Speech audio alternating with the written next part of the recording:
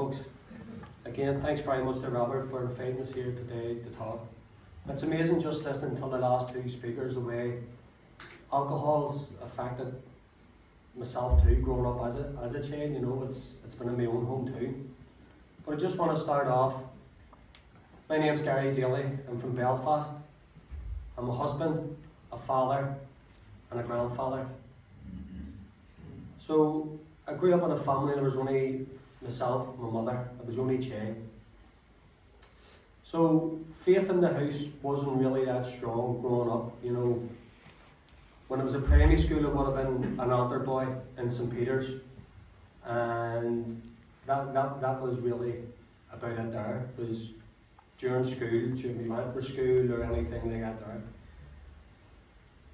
But when I was 12, 13 years of age, I had a vision one night of Padre Pio and St. Peregrine, the two saints, appeared to me the way I'm looking at Jews. But I was so young and I didn't know at the time who they were, so I didn't tell anybody in case they thought he's way in the head. There's only a chain, you know, in case they didn't believe me anyway. But after that, once you turn into the teenage, going to like secondary school and all that there, you walk away further and further away from your faith. I was so far away from God, the sat-nav wasn't even going to bring me back. But the grace of God did. I only went to Mass, was at funerals, or was going to stuff going on until the kids at school, confirmations, first communions, etc. But during the years, no matter how far away I was from God, I always heard the voice, I need you, I need you. But I just would have laughed it off. So I got married at a young age to my beautiful wife, Kathy. But I wasn't a good husband. I was running the gym every day, 7 days a week. And there's nothing wrong with going to the gym. It's good to go to the gym, but I was going for family. It's all about me. I was always into ducking and diving, wheeling and dealing, where my next pound was. I was never ever happy in anything that I'd done. Never happy. If I had £1,000, I wanted 2,000. So it ended up, I was a black taxi driver in all the falls and so on. But this one time I got a job in the Kennedy Way Recycling Centre in Belfast. And I'll never forget it. One day I was just sitting, talking to another gentleman, Protestant friend from Shore Road who I work with. And the two of us were just sitting having a chat one day. And then the next minute, click, I went into total ecstasy. There's no words today that I still can explain it.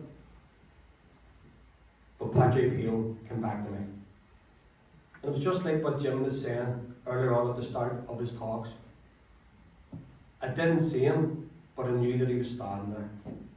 And the experience that I felt that day, I thought God was coming down to bring me home. And I wasn't happy to go home, because I have never, ever in my life experienced that love, that peace. So when that happened, as I say, I never prayed, never done nothing. I went up the back of the yard, because you couldn't tell anybody what was happening. And I mean, the prayers were coming out a mile a minute, which I never prayed before. So after work, I got into a car to go to the gym as I thought, and it was as if the car drove itself up Kennedy Way, up the Mona bypass, and up into the mountain. And when I got to the top of the mountain, there was a wee cottage, and I'd never been up there before. And as I pulled outside the cottage, a wee man came out and said, "Are you okay, son?" And the only words that I could explain or come out of my mouth was, Padre Pio. So he started laughing and says, what did he do? So I explained to him all what happened.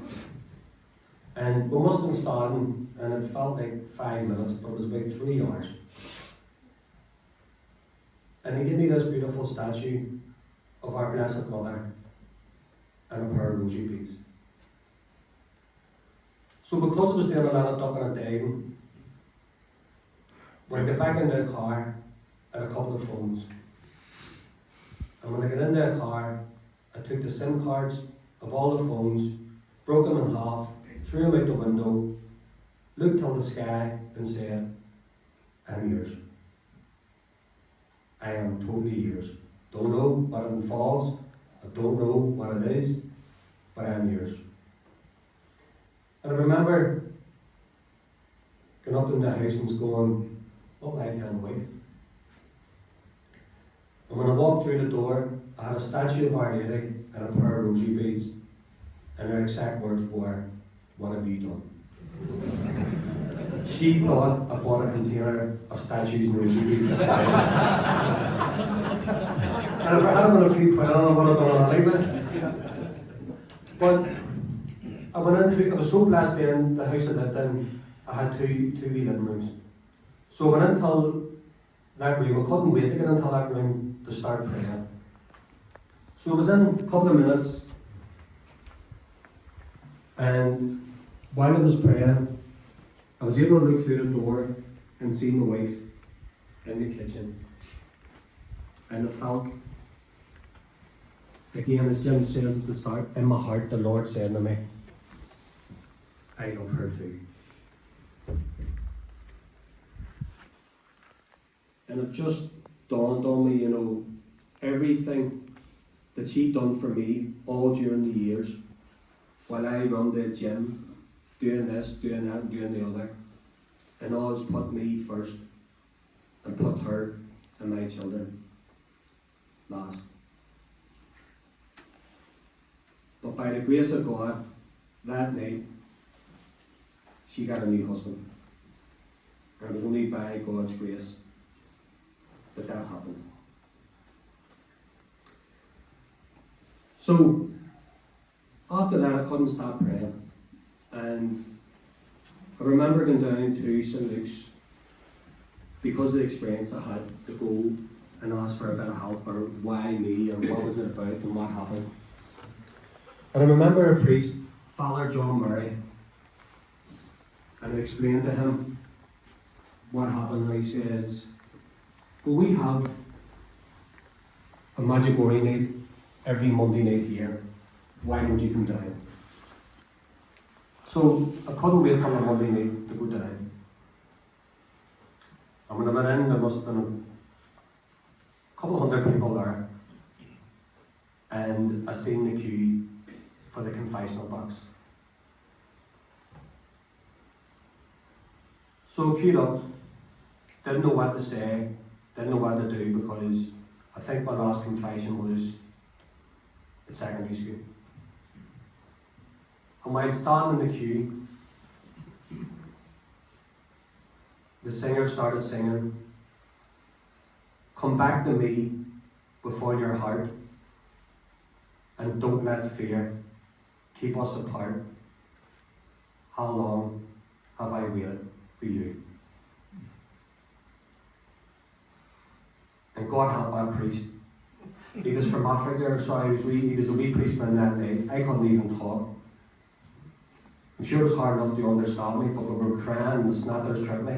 I felt sorry for him because I just couldn't console it. I just couldn't stop crying. So I started going to the Monday night every week, never missed it for years.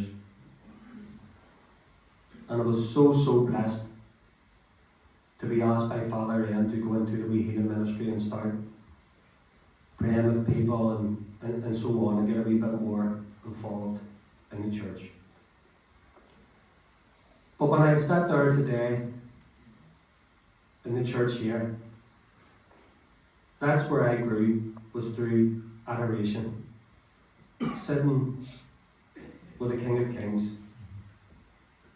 Because if we could only see the day with our eyes, what was happening there, we wouldn't even be leaving the chapel today. But I just want to talk about His grace and the peace that He gives us if we open up and ask for it. I was an only child, and I always dreaded the day that my mother would die. And it was 7 years ago when I went down to get her to bring her up for her breakfast. She was in the house, dead. So we had to break the doors open and so on. And that was my worst nightmare. So all that day, I broke my heart. My wife, my kids was all with me. And the undertakers came, took her away, so on. And I went up that night to my prayer room, and I broke my heart to God. And I says, Lord, I would be a hypocrite to give myself to you and the experience that you gave me all those years ago. So tonight, I hand my mother completely over to you. I am not holding on to this because I cannot deal with it. So the next day, we went down to the house where we were waiting my mother from, and the undertakers rang me and says, Gary, we're around the corner with your mother. And I thought I was going to collapse. The legs went, I felt sick, and my wife was stopping beside me. So I run up the stairs, into the bathroom, lock the door, and it just says, Jesus, are you having a laugh? I asked you last night to take my mother, and in a heartbeat, the peace just completely come over me. And He gave me that strength for those 3-4 days of the wait. I miss my mother, but she's away home, and the Lord gave me that peace to deal with. And that was 7 years ago. So that day, I came back to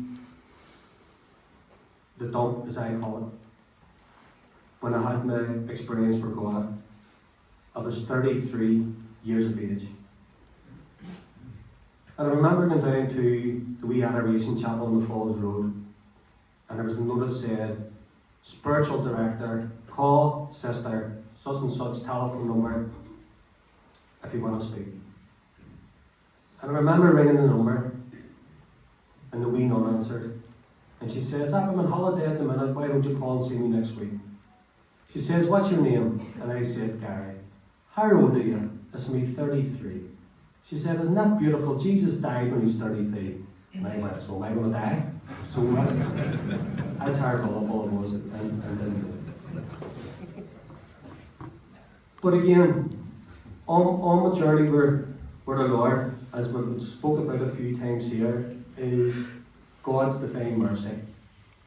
Where His divine mercy fell afresh on me that day in the dump.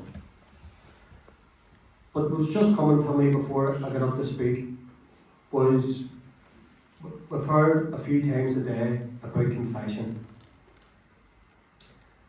And after community act confession in St. Luke's that night, you know, it's great.